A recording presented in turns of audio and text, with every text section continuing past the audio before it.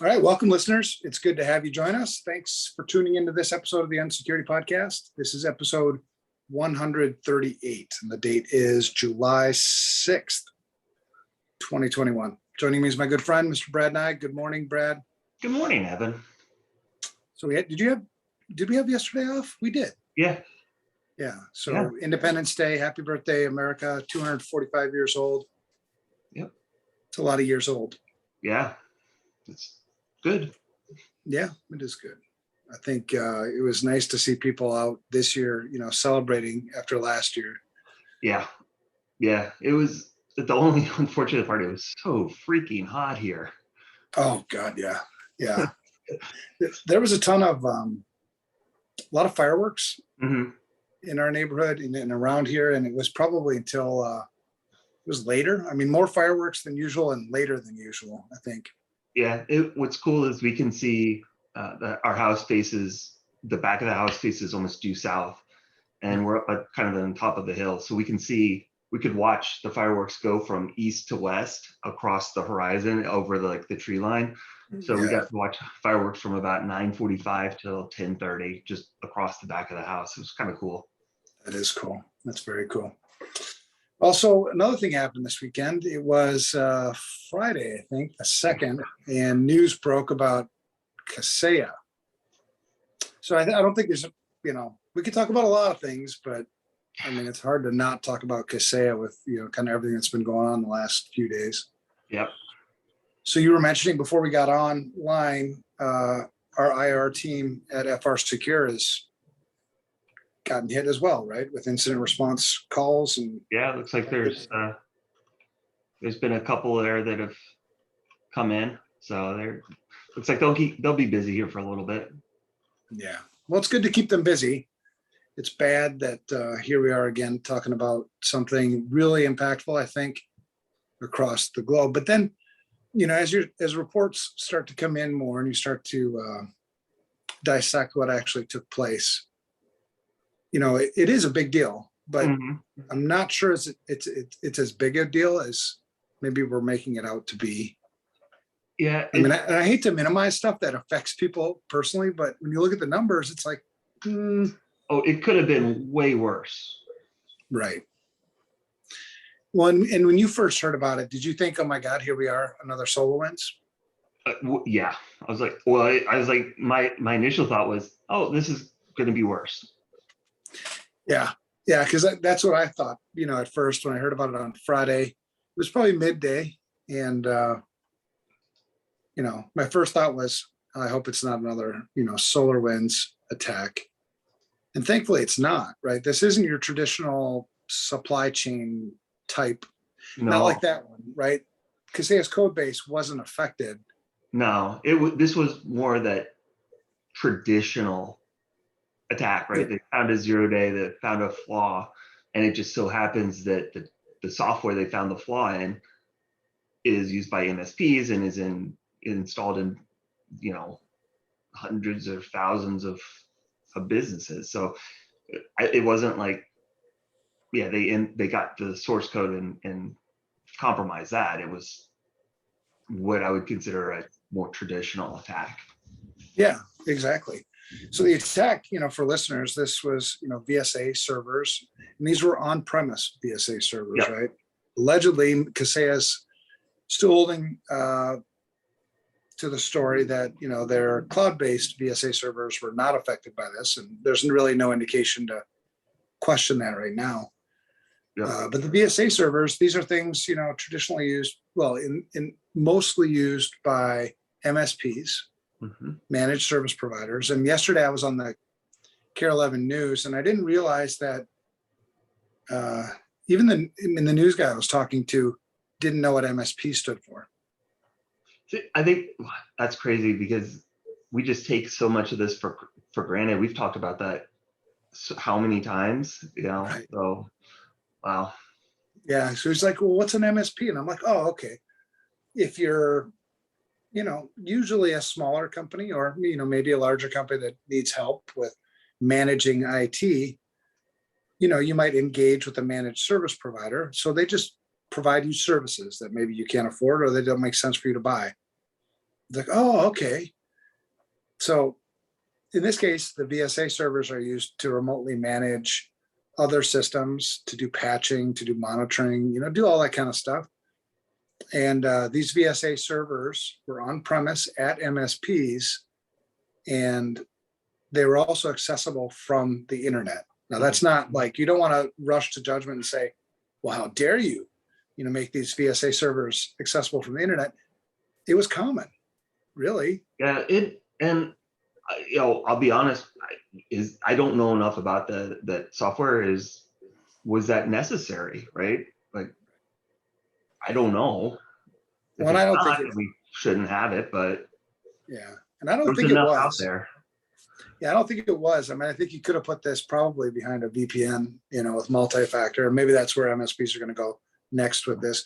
But I have done a lot of work with MSPs, and from an IT perspective, keeping systems running, maintaining systems, from an IT perspective, they're pretty good at that. But honestly, most MSPs are not good at security at all.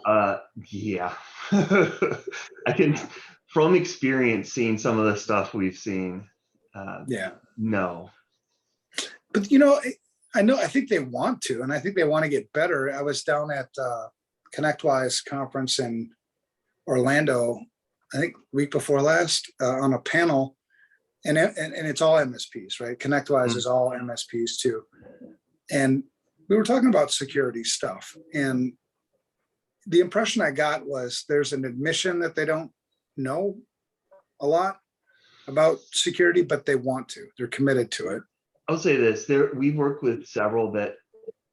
I think that's the big thing is if you don't know, don't pretend, right? It's okay to say I don't know. I'm not the expert in that, right? And we work with several that have said, okay, let's do this. How can we do this right?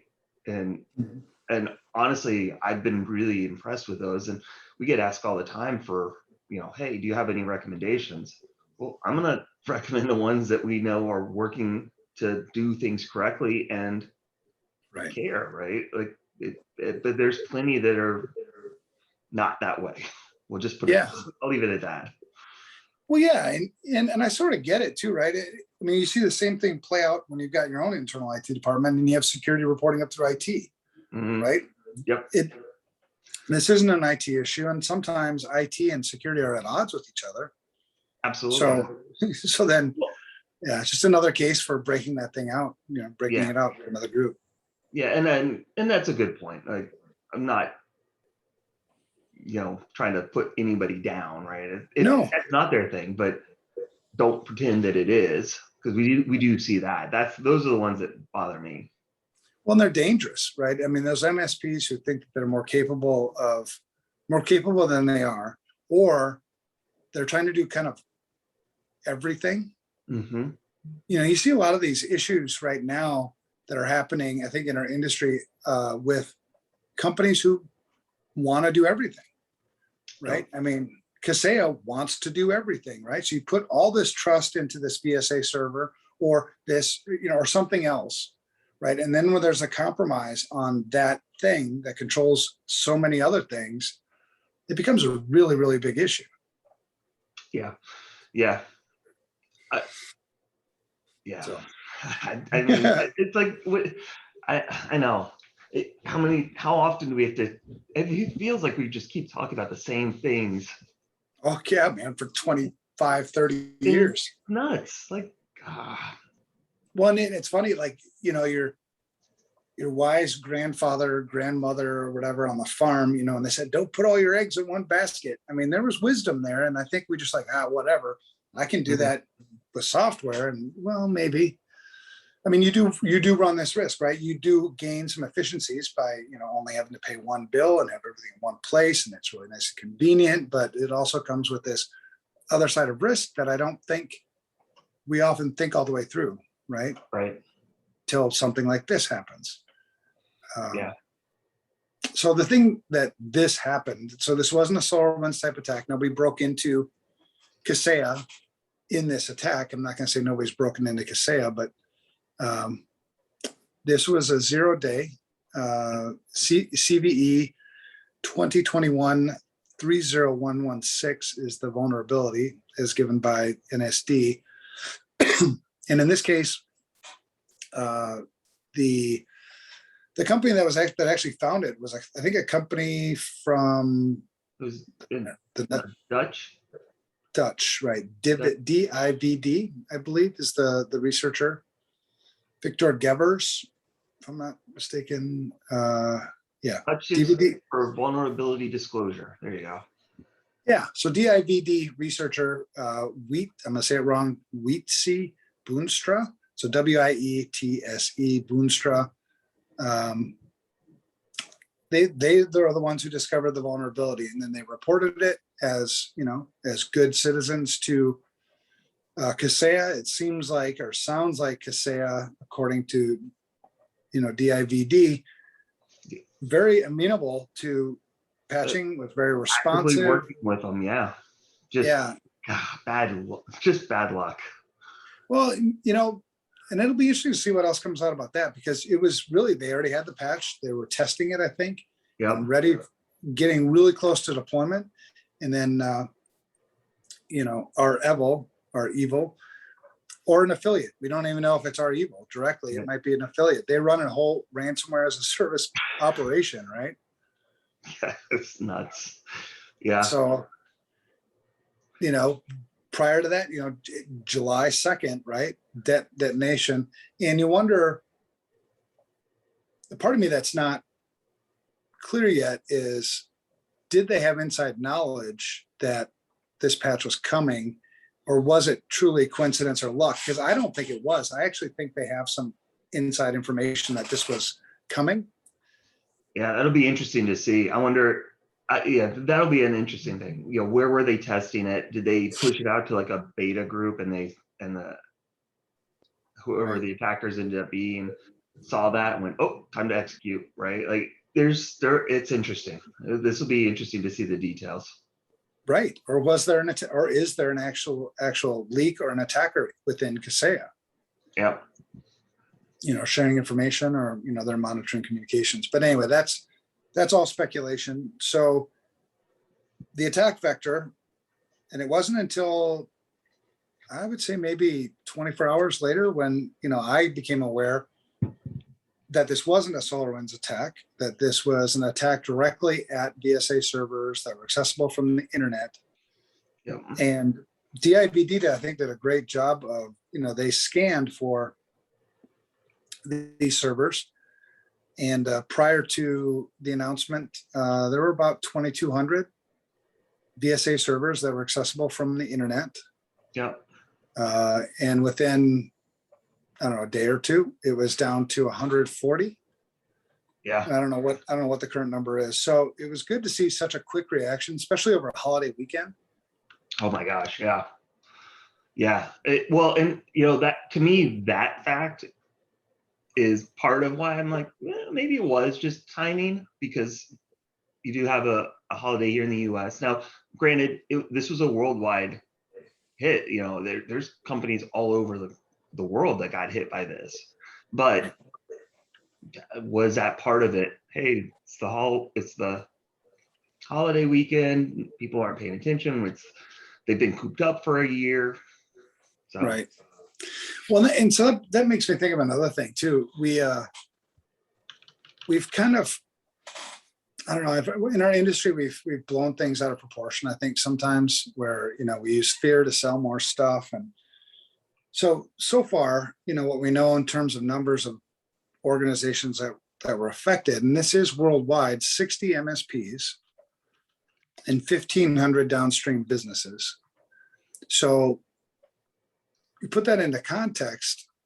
I mean, put that in the context of the number of Kaseya customers, and, you know, obviously that's pretty significant, but put it in the context of, like, the world.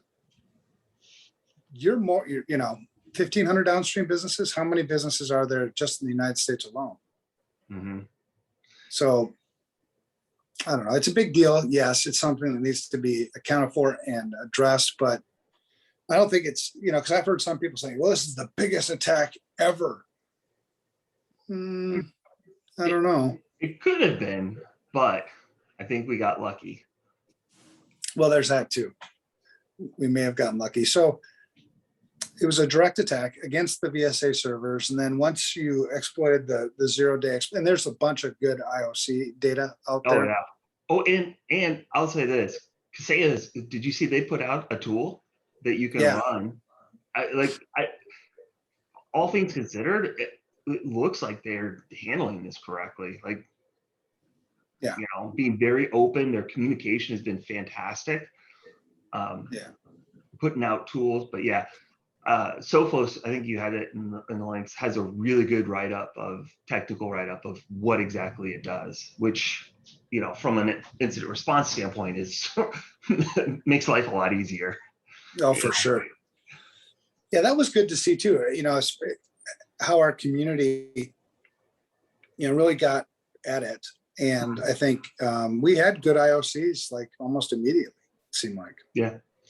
You know, and so just kind of going off topic a little bit, what's funny is this has been so dominating that I was thinking we were going to talk Windows Print Spooler for remote code execution. Oh God, there's that one too.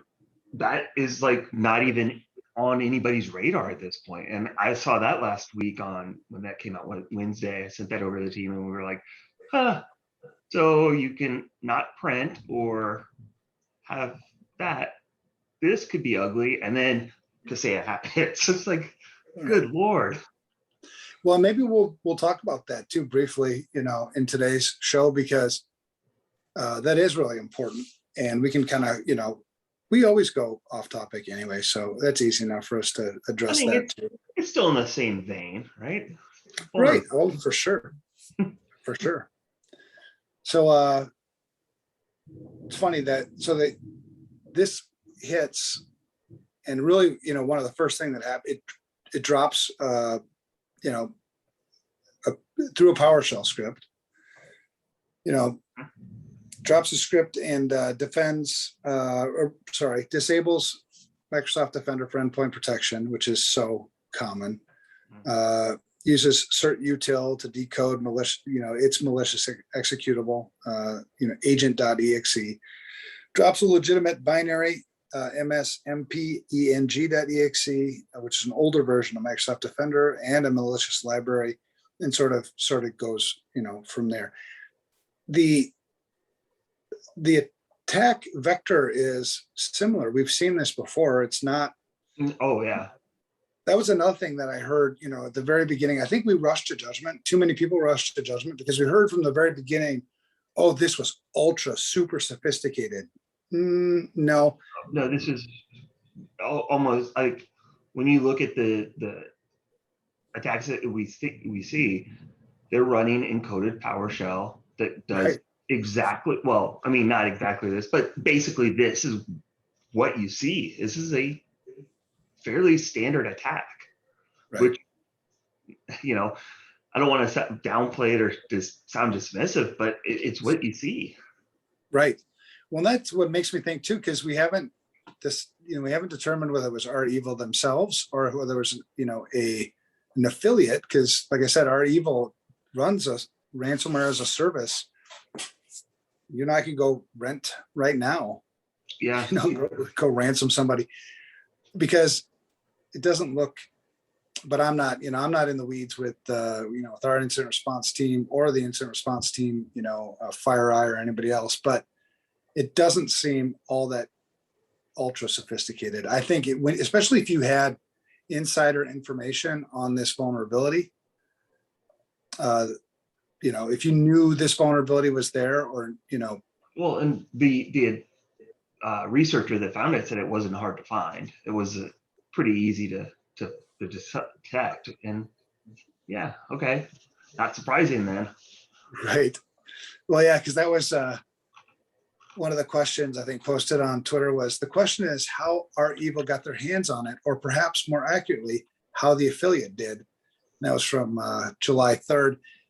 And then Victor Gevers, you know, the researcher who found it, said, if I show you the POC, you would know how and why instantly. I mean, I guess it's like. It sounds pretty obvious. So, and I'm going to throw this in the chat. I don't know if you've seen it, but this is why we preach turn on PowerShell logging. I've been telling that to everybody for a long time. And actually, if you just Google PowerShell logging, there's a FireEye blog from 2016. Oh, so that's not new. No, it's been out for 5.5 years. Turn it on because that's what they're using for attack. And if you want to know what happened, you need to have that logging turned on. If you don't have it turned on, it's blind. You're going to be blind. You're just not going to see what happened. Well, and it's interesting, you know, and it's easy to play Monday morning quarterback and speculate and all kinds of things. Oh, yeah. You know, like, because as I'm sitting here, I'm thinking, you know, if these VSA servers, I don't know, like I said, I don't run Kaseya VSA either, but if these things are accessible from the internet, you know, how hardened are they? You know, would you have things like, you know, as part of the standard deployment to turn on PowerShell script, you know, logging? Do these things have to be accessible from the internet, or is it possible to put them behind a VPN with multi-factor authentication? Right. So I'm guessing if the nature of the VSA server is for remote administration and, you know, all those other things, the only reason why I'd have it accessible from the internet then was so my technicians could potentially log into it and conduct, you know, some of their tasks. Right. Which, okay, VPN. Exactly. So, yeah. And I don't want to, like I said, it's easy to play, you know, Monday morning quarterback, but I wonder, and because I saw the guidance too that came from, you know, CSA, I'm sorry, CISA, and the FBI. And as I was reading it, I was like, okay, here's what they recommend for MSPs: enable and enforce multi-factor authentication on every single account that is under the control of the organization. Okay, seems, I mean, enable and enforcing MFA for every single account, that's going to be hard. I mean, that kind of it's a best practice and I'm for it, but it sort of exceeds what we would normally suggest as a best practice because it is very disruptive to do that. Yeah. Yeah. So I just, while you were talking, I Googled to see, and it says, Kaseya server requires access to the internet for the following functions: patch management so it reaches out to Microsoft to get the patch information, and then reaches out to Kaseya to get ancillary files, and then hot fixes for the Kaseya server. So downloading those. So sounds like from a day-to-day perspective, no, it just needs to be able to reach out to Microsoft and Kaseya for the most part. Well, that's egress, right? So yeah, do I need anything ingress? Nope, that doesn't sound like it. Because the question was, I'm setting it up in an environment that doesn't have internet connectivity. Well, here's what you need. It's up. So the way I read that is, no, it doesn't. Huh, interesting. Because that was one of my big beefs about, you know, SolarWinds is, you know, it was so super sophisticated, and it was sophisticated, that there was no way to mitigate it. And it's like, okay, there's always a way to mitigate things. Right. So well, we saw it. The IRS didn't have their SolarWinds and they didn't get hit. You know, they didn't have it accessible from the internet. I mean, that kind of proves the concept. Like there you go. Yeah, it's interesting. This is kind of it's for some reason, it reminded me of a talk I'm giving in Israel at Cyber Week on, I don't know what this, it's the 6th today, 21st, I think. But this is what it's about, right? This is what the talk is. And this is a worldwide audience. And really the talk is, it's titled They're Winning, right? And the reason why they're winning, if you look at like sports, you and I both played sports, right? Yep. If there's one thing I noticed about the best players, it was how hard they practiced and mastered the fundamentals. Yeah, 100%. Right? Whether it be footwork, whether it be, you know, positioning, you know, head, whatever it was, it got drilled into you every practice after, you know, it's like, I've done this same drill 250 billion times, and here I am doing it again. And the reason why is because it's the fundamentals. That's what makes you, I mean, there's gifts and all those other things, but if you don't have the fundamentals, you're crap. If you're out of position, if your footwork sucks, if your body position ain't right, Yep. Forget about it. And so when you talk about they're winning, and the reason why they're winning is because we're not doing the fundamental stuff. We're going too damn fast. We're adopting technology much faster than we can secure it. And yeah, so yeah, I agree. I mean, and we've been, this is what episode 138. I think we said fundamentals probably every single episode. Like, right. It's not going away.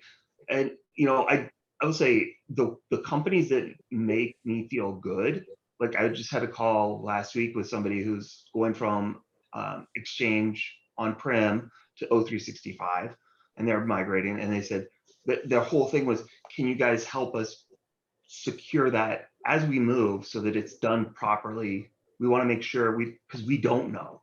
And I'm like, right. Yes, thank you. Yeah. That's awesome to hear. Well, it is, man. I mean, I think, and you can see where we're suffering in so many different places because we're not doing the fundamentals. I mean, you look at like President Biden's executive order, the reason why there's so much stuff in there so fast, so soon, is because it's almost like you got to start over in a lot of places, right? Because you didn't do it right from the beginning. And sometimes you do need to do a rip and replace. We do that in incident response sometimes. Yeah. Well, you see it, people, how many times have you seen or heard from a software company, like you go in and why is this service account running as administrator? Oh, well, that's how I could get it to work. Or the software company, the vendor says, well, it just needs to be. No, explain to me why. Well, because we couldn't get it to work the other way, or it was too much work, or it was slowing things down. Well, okay.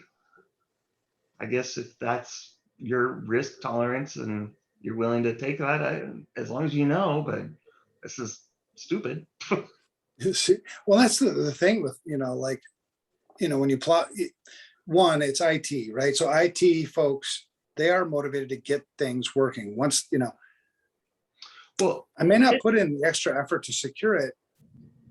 I just need to get it to work. Well, and I mean, I've been in IT, like I totally get it. Your IT is almost, it's usually a thankless job, right? You're typically thought of as a cost center. If the company doesn't see you doing anything, things are working, they're like, well, what are those guys doing? And then if something goes wrong, we'll get it fixed, right? It's a very no-win situation a lot of times. So yeah, they're motivated. And if that's for IT, it's even worse for security people. Oh, for sure. Yeah. And I went from IT to security, so that says a lot about. Yeah, you like pain. Right. I like the challenge. But yeah, I mean, I totally understand it, because that's their job is to keep things up and running for the business.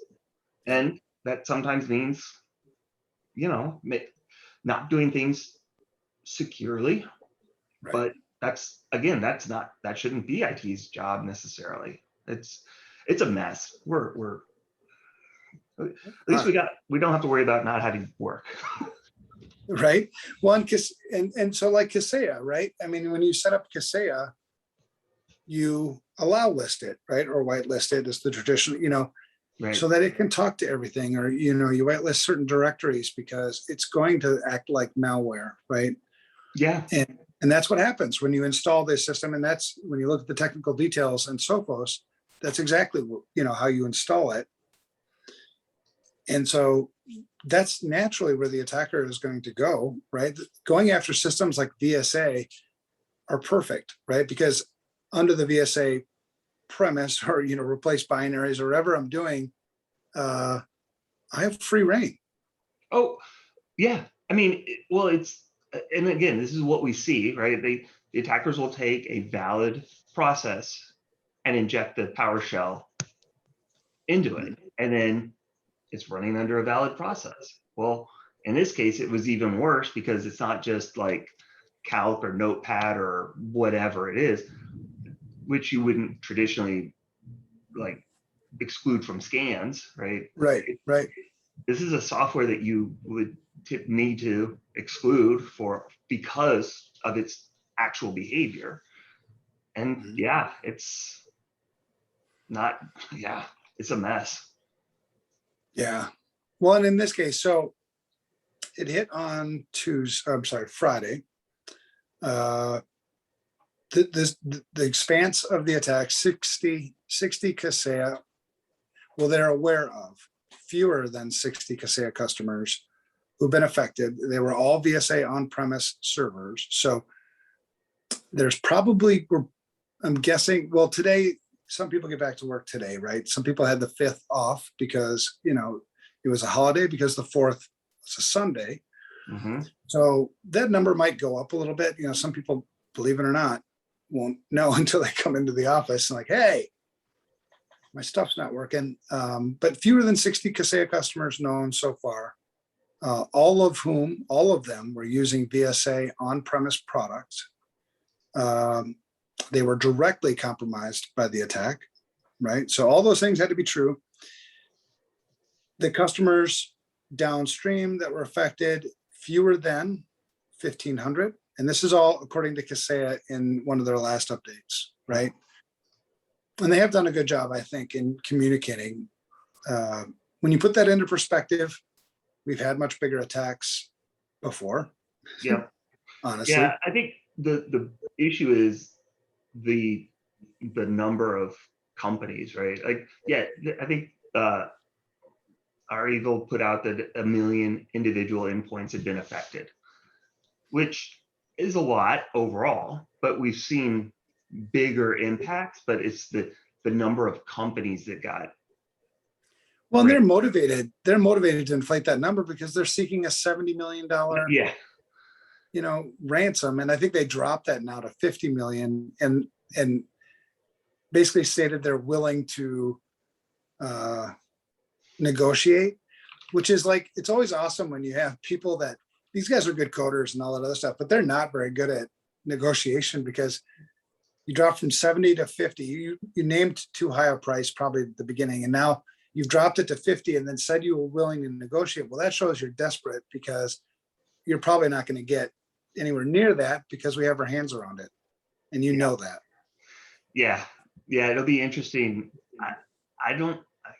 It'll be interesting to see what happens. I saw one article that was saying that they put out that one price for the universal unlocker because they were banking on insurance companies to say, well, it'll be cheaper to just pay once and let's all just split the cost.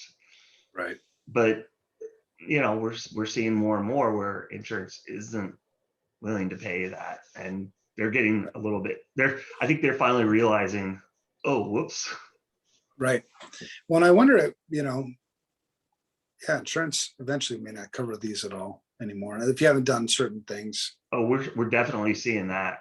I'm actually working on putting together a list of requirements, and we're seeing if you don't have the MFA on everything external, a lot of times they're just not flat out not going to cover you, period. Well, thank God. I mean, we've been yelling that and screaming that for like the last, seriously, it's absolutely, I mean, it's negligent for you to have something sitting on the internet without multi-factor authentication.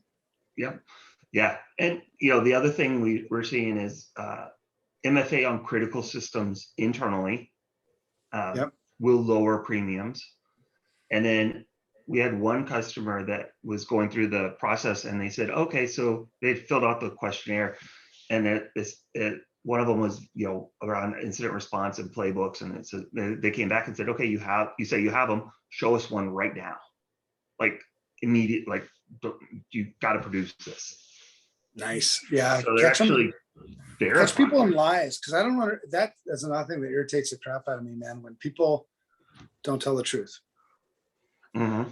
And there's two different kinds of lies, and I've said this so many times. This is our number one core value at FRSecure, right? Tell the truth. Two different types. There's omission and commission. The omission ones are things I didn't tell you that I should have told you. Mm-hmm. And then the commission ones are the ones where I straight out tell you something that's not true. Yeah. And they're both lies, and it torques me, man, because we're talking about doing business together and becoming partners, right? Use these big, we're going to be a partner, but then you don't tell me the truth. Right. I can't. Yeah. And that's, when we do the risk assessment, it's, hey, look, don't try to make yourself look better. Just let's be honest, find out what's going on, so we can help you. Like, if you're going to tell us, oh yeah, we've got that, and you don't, you're not helping yourself. Not helping anybody, right? Right. Like, so yeah. Yeah, people for lots of reasons they do that, I suppose. All right, so no other Kaseya products were compromised. Yep. Which is good, which also is another indicator that this was a direct attack at the affected VSA servers themselves and not the code. So that just reinforces that. Kaseya has developed a patch for customers running VSA on their own servers. A patch should be available within 24 hours. Yeah, I saw that this afternoon. The online version will be available today, and they're saying bring the on-prem tomorrow. Yeah, yeah. So, the customer should have the patches between 2 and 5 Eastern today, maybe. Yeah, well, we'll see how that goes. But I think the fact that you're looking at less than what 4 or 5 days, and they had the patch, they were on top of it in terms of like already working through this. You could tell that they had been doing something. You don't just turn something around that fast, usually. Right. Exactly. Yeah. Like they said, it reinforces what they were saying too, that they already had a patch. Yeah. Yep. They were still testing it before they released it when this thing went down. Yeah. So interesting story. I think we will survive. We will move forward. I'm looking forward to the lessons learned. I'm guessing the lessons learned aren't going to be all that different than the best practices we've been preaching from the get-go. I don't want to rush to judgment and start condemning people on this because I don't have enough details. But believe me, when we do have enough details, if there's something to condemn, I'll condemn it. Mm-hmm. Yeah, and like I said, at this point, we know. I mean, what is the number of bugs per line? How many lines of code do you have per bug or whatever it is? It's going to happen, right? Like, it will be interesting to see what it was, and should it have been something that was caught in the test, QA process? How did that get missed? But how they've responded, I mean, like I said, it's textbook correct way to respond, right? Controlling the communication, being open, and not trying to hide behind, like you said, those omission type, hey, this is what happened. Here's what you need to do. Take your servers, turn them off, or get them offline, right? Get them off the internet. And my bigger concern is, the MSPs and the MSP deployments. I'm not. Had you, like, if I was working at an MSP, being a security guy, and you told me you were going to bring this VSA server thing online and it was going to do these things, would I have secured it differently? I don't know. Would I put it behind a VPN? Could it operate behind a VPN, with multi-factor authentication versus just let it, kind of dangle? Could I harden this server, or does it have to be a default sort of installation the way it is? Those are the questions that I'm looking at too, because there are so many MSPs and there are so many customers who trust these MSPs. And if there are tips and things we can do to improve their service, ultimately, protecting their customers, because that's the part that pisses me off, I think, the most right now is you have small to mid-sized businesses, dentist office and, small retailers who won't recover. They will be put out of business. Out of that 1,500 customers, downstream that were affected, some percentage of those will be out of business. You destroyed their business. Mm-hmm. Either the MSP or Kaseya. And it doesn't really matter who you want to blame. The fact of the matter is they're out of business. So, if the MSP can do things better to make sure that happens less often, that's kind of the stuff I'm looking for, Yeah. It'll be, that'll be interesting. Because I think Kaseya is not going to suffer from this. Kaseya will hardly suffer, and neither will probably the MSP. And if I'm that small business and I'm like sitting there going, oh, great, I'm out of business. What recourse do you have? You know what I mean? Yeah. Yeah. And that's, well, and a lot of times that's who gets hit, right? That's who's using these MSPs are those small to mid-sized companies that don't have their own IT staff. And Yeah. that's what sucks. Right. So we'll see what comes of it, once things kind of settle down a little bit and we start getting more details about, or maybe I'll do some research and find out more details about the VSA server product and how MSPs might be able to deploy that better. Yeah. It just reading more and more, it's really interesting to see. I was looking at Huntress has a write-up, and it looks like there was a screenshot.jpg that is part of the attack chain that's actually a executable, does a bunch of cleanup, but it looks like it may maybe a SQL injection as a final vector for code execution, not strictly, but another form. So, and they've got the actual code that it runs. So yeah, it could have been just getting in, and that's how they got in. Yeah. It'll be interesting to read. It will be. Yeah. And I think, my conclusion at this point is it's a big deal. I'm not going to minimize it that much, but it's not as big a deal as we made it out to be at the beginning. I think we jumped to a lot of conclusions just in the. Well, like I said, it could have been a really big deal if the MSPs hadn't responded and taken all those servers offline that quickly. Right. This could have been exponentially worse. So, yeah. Because if DIVD said 2,200 servers and we only know about 60 that got hit. Yeah. It could have been much worse. Yep. Yeah. But I'm also not sure about the timing of these scans. That'll be, I don't have enough detail on that to know either, but. Because I wonder if they did these scans, when they were working on the patch and before any kind of detonation or anything, or if this was after that. Yeah. But we'll figure that out too. Yeah, there's a lot that, this is still so new, right? We still, like I said, it typically takes, a couple of weeks to fully understand what, do all the forensics and understand exactly what happened. So. Yeah, and according to Gever's quote in his tweet, he said during the last 48 hours, the number of VSA instances that are reachable from the internet has dropped from 2,200 to less than 140. So that would have been July 2nd would have been the 48 hours. So yeah, it would have been really close to the time that the ransomware hit. So it went from 2,200 to less than 140. That's quick. Yeah, that's good. Yeah, I think I feel bad. The biggest one that I've seen is that the Swedish grocery chain said most its 800 stores would be closed for a second day because the cash register software supplier was crippled. So Swedes are resilient, though. Isn't that where the Vikings come from? I think so, up in that area. But but that shows, right, that here's a grocery store that has 800 locations closed because their supplier got hit by this. So it's not just like that downstream impact is going to be, that's going to take a while to understand as well.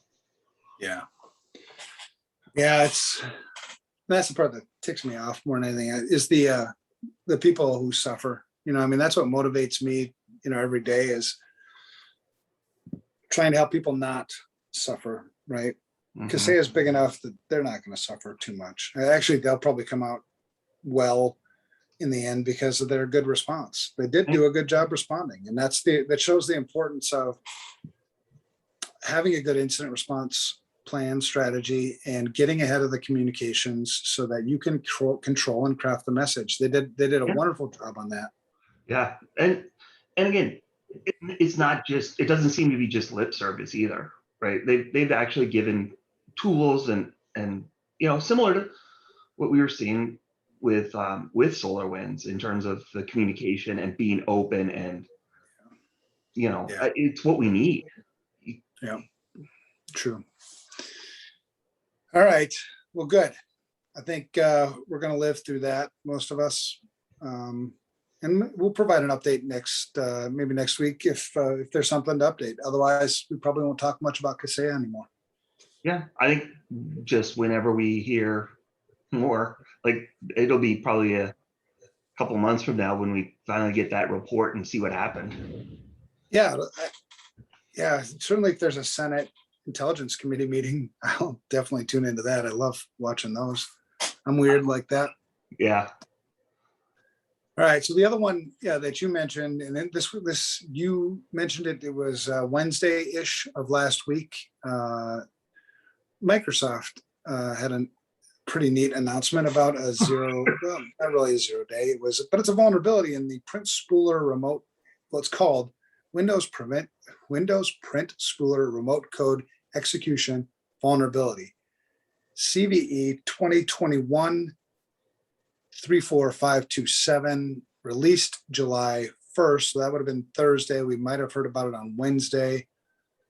What's interesting on this one is they actually put a release out in June, and it apparently didn't fix the issue. Right. Oops. And then this was what I was seeing, it was accidentally disclosed too, because the researchers that disclosed it were planning on doing a presentation at Black Hat, and it got out, or I'm not sure exactly what they did, but it was not intended to be released. But yeah, the biggest thing is, there's a whole list of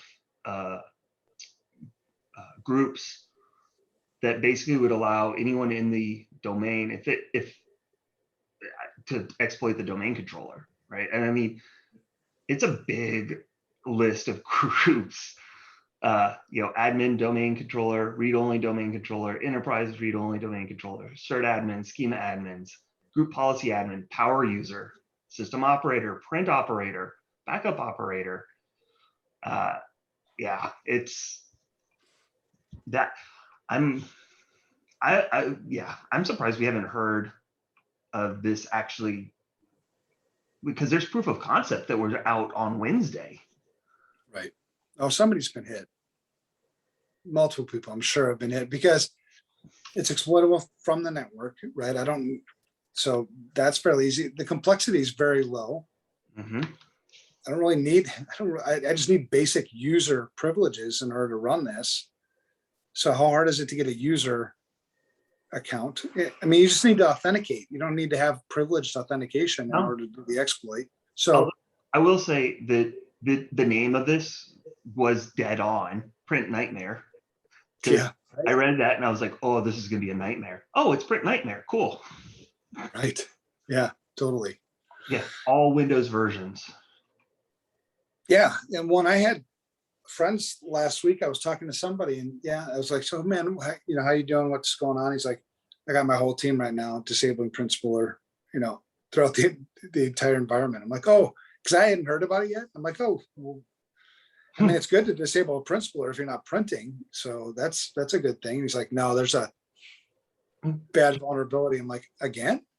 But exactly. But then you said, this is the one from, before. I'm like, oh, okay. Yeah. Again, it sucks, but we know in software there's going to be bugs. It just happens. And it just seems like we've had some pretty high profile vulnerabilities lately. Yeah, for sure. Well, I'll put the post in the show notes for the Microsoft security update guide, which labels this vulnerability and kind of tells you more about how it operates. But if you Google PrintNightmare, you'll find plenty of good stuff about it. The sad thing is right now there is no patch, and it's not clear when Microsoft will have a patch. Yeah. So for now, it's just disable Print Spooler. That's your isolate the systems that actually need to have printing. But who prints anymore? the nice thing is that they did put out a workaround where you can disable the inbound remote printing through group policy, right? So yeah, that server is no longer a print server, but you can still, that would allow people to still print locally if needed. Yeah. So there are some workarounds, but yeah, I'm glad I'm not in IT right now. No, right. Especially in a company that is heavy print, like law offices, legal firms, I don't know, others, but Bank, healthcare. banks, healthcare. Oh my God. Yeah. Mm-hmm. All right. Well, there you go. So as soon as the patch was released, and I haven't heard when Microsoft will be issuing a patch. Have I you? don't that, as far as I know, let's see. I'm looking at their actual. Yeah, I don't see anything. Now I haven't seen a date.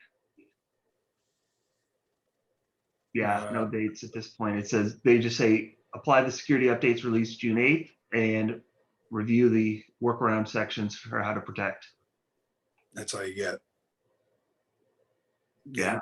Yeah, they don't have a fix for it yet. And there are exploits in the wild. Yep. Okay. All right. Well, there's that. I suppose you could always go into farming. You know, that seems a little less stressful. Probably more rewarding and probably more healthy. Yeah, that's probably the last one for sure. Yeah. A lot more movement. Right. I wouldn't be sitting at my desk and realizing that I haven't moved for 6 hours. Yeah, exactly. All right. So just to summarize today's show,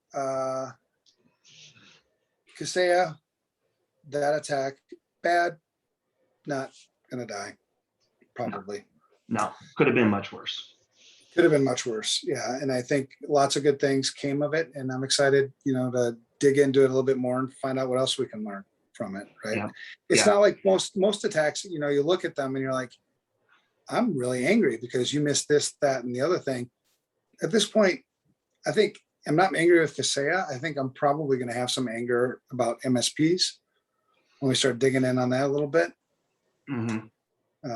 But even then, so far, I mean, the way they responded that quickly, if they did indeed shut down that many servers that quickly, that's pretty damn cool. Yeah, maybe this is the wake up call for MSPs who haven't been taking it seriously because, this could have been really bad. And those ones that got hit, what happens when you have that affect you? Every one of your competitors is going to be calling your customers and saying, "Didn't happen to us." Yeah, we were running the same software. Funny. Yeah, our customers weren't ransomed.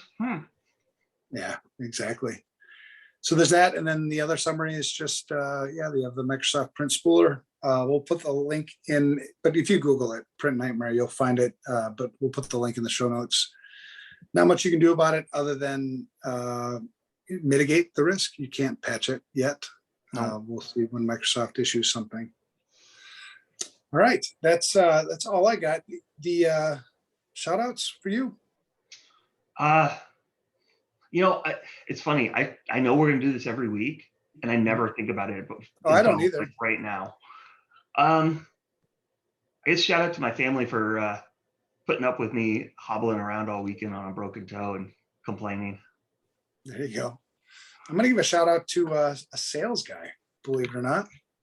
What? But it's I'm gonna give a shout out to Drew Boki. I got to sit in for John Harmon last week on some sales calls for 3 days, and it was fun to hang out with him. And I love the fact that our salespeople do it right. They don't compromise our mission or our core value. They believe it. They live it. It was amazing. So shout out to him and the whole sales team. I will say, I've said that before too, but they've brought me in on calls where they're like, "Hey, the customer just wants to clarify or understand this better. Can you jump on a call with them?" And I love that they do that versus just tell the customer what they want to hear, right? Like, and it's not always in the best interest of the sale necessarily. but it's the right thing to do. And that's it. I mean, then they take it to heart, man. And it's so rare to find that with salespeople, because they do get held accountable to a number, just like anybody else in sales. You have to sell a quota and all that other stuff, but they do it right. Well, and honestly, that the fact that they do it right is why they're doing so well. Like, I mean, you get a reputation, and that's a good thing. People talk. Yeah, totally. Hey, these guys did the right thing. So totally. Yeah. Gives me a lot of trust in the management team, you know, all the way down, you know, to you and to Drew and Oscar. It's just, it's really cool to have so many people with real integrity, you know, working alongside you. It's the no a-hole rule, and it is from top to bottom. Yeah, that's cool. I love it. All right. Thank you to our listeners. Thank you, Brad. It's good to see you, man. And we'll catch up some more. If you have something you'd like to tell us, feel free to email us at the show on security@protonmail.com. I think this might be the last time I announce that, because nobody really emails us, because who wants to talk to us? I mean, they just reach out directly. Yeah. They don't go to the podcast. If you're the social type, socialize with us on Twitter. I'm working on some cool projects, so you'll see some stuff coming, you know, eventually from that. But I'm at Evan Francine. Brad, you're at Brad Nye. Yeah.